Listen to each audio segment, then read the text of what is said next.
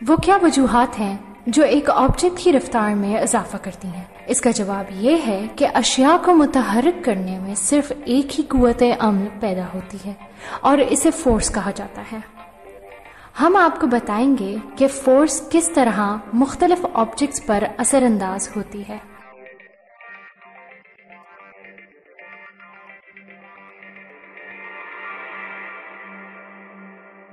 یہ ایک سیب ہے، ایک ماربل کی میز پر گرا ہوا۔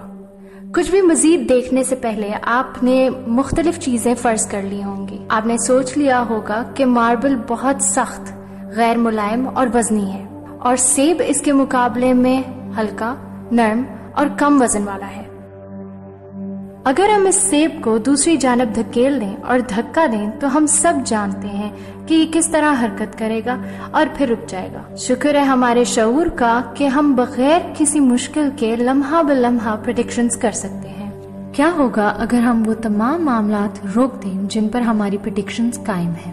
کیا ہوگا اگر ہم کمرے کا سارا ہوائی دباؤ یعنی ایئر پریشر ختم کر دیں جس سے ہوائی رکاوٹ پیدا ہوتی ہے؟ اگر ہم ہر طرح کی فرکشن یعنی رگڑ کو روک دیں اور اسی طرح ہم کشش کی قوت کو بھی ختم کر دیں۔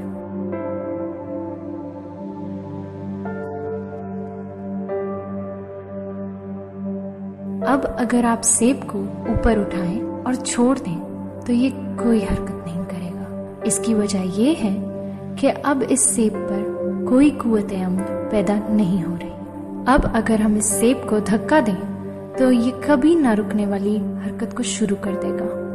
جب ہم سیب کو ایک ویلوسٹی دے دیتے ہیں تو وہ ویلوسٹی اس میں قائم رہتی ہے اور وہ سیب تب تک ایک سیدھی لکیر میں حرکت کرتا رہتا ہے جب تک کہ اسے کوئی دوسری مخالف ویلوسٹی فراہم نہ ہو۔ یہ فرضی تجربات ہمیں یہ بتانے میں مدد فراہم کرتے ہیں کہ خلا میں در حقیقت آبجیکٹس کا بیہیویئر کس طرح ہوتا ہے۔ مزید آگے جاننے سے پہلے آئیے کچھ آگے تاریخ جانتے ہیں۔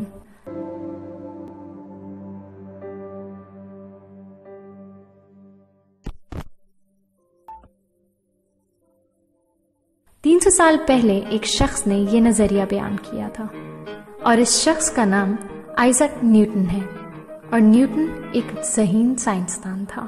اس کا روز مرہ کی فزکس کے مسائل سے واسطہ پڑتا تھا۔ نیوٹن کی زندگی کا مقصد تھا کہ وہ یہ جاننے کی کوشش کرے کہ پوری دنیا میں اشیاء کیوں اور کس طرح حرکت کرتی ہیں۔ اس نے چند سادہ اصول دریافت کیے جن کے ذریعے آج ہم کمپلیکیٹڈ فزکس کے مشکل ترین مسائل کو حل کر سکتے ہیں۔ نیوٹن نے حرکت کے 3 قوانین متعارف کروائے۔ یہ اصول ہر چیز پر لاگو ہوتے ہیں، زمین پر پائے جانے والی کار اور ٹرین سے لے کر خلا میں پائے جانے والے خلائی جہازوں اور سیاروں تک۔ ویڈیو کے آغاز میں نے پوچھا تھا کہ وہ کیا وجوہات ہیں جو ایک آبجیکٹ کی رفتار میں اضافہ کرتے ہیں۔ نیوٹن نے اس سوال کا جواب حرکت کے پہلے قانون کی صورت میں دیا ہے۔ ایک آبجیکٹ جس کی ایک ہی متعین پوزیشن ہو یا متعین شدہ ویلوسٹی ہو تو وہ پوزیشن یا ویلوسٹی اس وقت تک اسی طرح قائم رہتی ہے جب تک کہ کوئی بیرون قوت اس آبجیکٹ پر عمل پیرا نہ ہو۔ اور یہ سب ہم دیکھ چکے ہیں۔ سیب کو حرکت دینے والی چیز کا نام فورس ہے۔ اب اگلا لاجیکل آئیڈیا ایسا کیا ہے جو ہمیں بتا سکے کہ چیزیں حرکت کیوں کرتی ہیں؟ اگر ہم یہ کہیں کہ فورس کی وجہ سے ایکسیلریشن پیدا ہوتی ہے تو ہمیں یہ جاننا ہوگا کہ کتنی مقدار میں ایکسیلریشن پیدا ہوتی ہے۔ اس سوال کا جواب نیوٹن کے دوسرے قانون میں ہے، F=ma۔ اس کا مطلب یہ ہے کہ اگر آپ کسی آبجیکٹ کی رفتار زیادہ کرنا چاہیں تو آپ کو اس آبجیکٹ پر عمل پیرا ہونے والی قوت کو اس آبجیکٹ کی کمیت یعنی ماس کے مطابق ایڈجسٹ کرنا پڑے گا۔ ایک آبجیکٹ جتنی زیادہ ماس والی ہوگی اس پر اتنی ہی زیادہ فورس لگے گی۔ چلیں دیکھتے ہیں اس ریاضی کا اصل زندگی میں کیا تعلق ہے۔ اس مثال میں 3 ویریبلز ہیں، لہٰذا ہم 3 مثالیں دیکھیں گے اور ہر ایک میں ایک ویریبل کو کانسٹنٹ यानी एक जगह मुतय्यन कर देंगे। फर्ज करें हमारे पास एक ही साइज के 2 छोटे डब्बे हैं। यह निहायत दिलचस्प बात है कि अगर हम एक डब्बे को हल्की फोर्स के जरिए हरकत दें तो ये सुस्त रवि से एक्सेलरेट करने लगेगा। दूसरे डब्बे को दुगनी फोर्स से अगर धक्का दें तो इसकी एक्सेलरेशन ज्यादा हो जाएगी। क्या होगा अगर आप ज्यादा वजनी अशिया को हरकत देने की कोशिश करें, जैसे 2 बहुत बड़े अजसाम। अब हमारी इस रोबोटिक आर्म को इन ऑब्जेक्ट्स को मुतहरिक करने के लिए 100% कुव्वत दरकार होगी। अगर हम सबसे ज्यादा वजनी ऑब्जेक्ट को हरकत दें तो ये निहायत मुशक्कत वाला काम होगा, और अगर इसी 100% कुव्वत से हम कम वजनी मास को हरकत दें तो वो ज्यादा वजनी मास की निस्बत तेज रफ्तार होगा।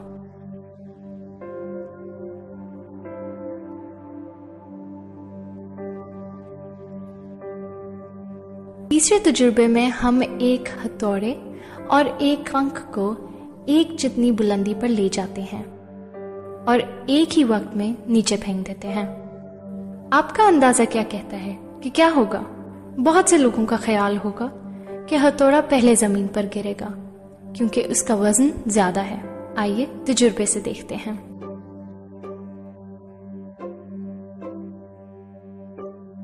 दरअसल लोग ये तजुर्बा हवा के होते हुए करते हैं और ये नतीजा अहद कर लेते हैं कि इनकी प्रेडिक्शन बिल्कुल दुरुस्त है। आए इस तीसरे कानून पर मजीद नजर डालें। अगर पंख और हथौड़े की एक्सेलरेशन एक जितनी हो तो इनके मास और फोर्स का क्या होगा? हम जानते हैं कि हथौड़े का वजन पंख के वजन के मुकाबले में ज्यादा है। इस तरह इस मसावात के मुताबिक हथौड़े पर असरअंदाज होने वाली कशिश की कुव्वत पंख पर असरअंदाज होने वाली कशिश की कुव्वत के मुकाबले में ज्यादा होगी। हमें न्यूटन का दूसरा कानून ये बताता है कि अगर हथौड़े को कशिश की कुव्वत ज्यादा रफ्तार से खींच रही है तो इसका मास भी ज्यादा होगा। इस तरह आखिर में इन दोनों ऑब्जेक्ट्स का तनासिब यानी रेशो यकसा होगा।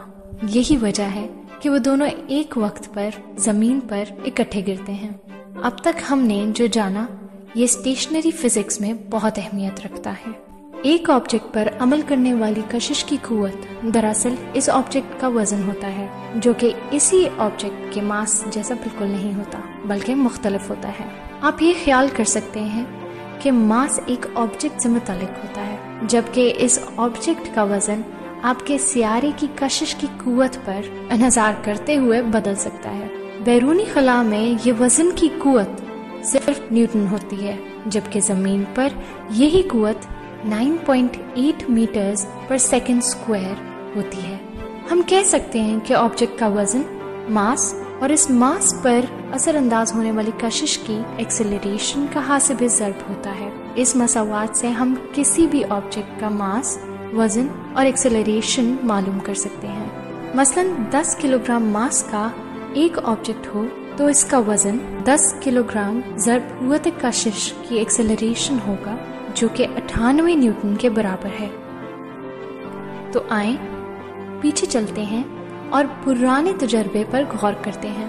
पंख पर असरअंदाज होने वाली एक कुव्वत हवा की रगड़ भी होती है, जो इसे सुस्त कर देती है। हमें अब तक मालूम हुआ कि पंख का वजन कम है क्योंकि इसका मास कम है, लिहाजा इस पर असरअंदाज होने वाली कुव्वत कशिश निस्बतन कम होती जाती है, और इसके साथ भी एक मुखालिफ कुव्वत भी असरअंदाज हो रही होती है। अगर इस तनासिब को देखा जाए तो कुव्वत कशिश और हवा की कुव्वत रगड़ तकरीबन बराबर है और सिमत में मुखालिफ। हथौड़े वाले मामले में यह हवा की रगड़ की कुव्वत बहुत कम मालूम होती है, जबकि कुव्वत कशिश का असर ज्यादा होता है।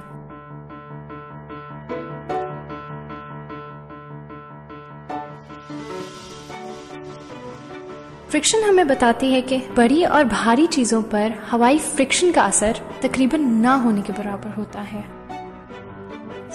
अब हम न्यूटन के तीसरे और आखिरी कानून पर पूरी तरह बात करें।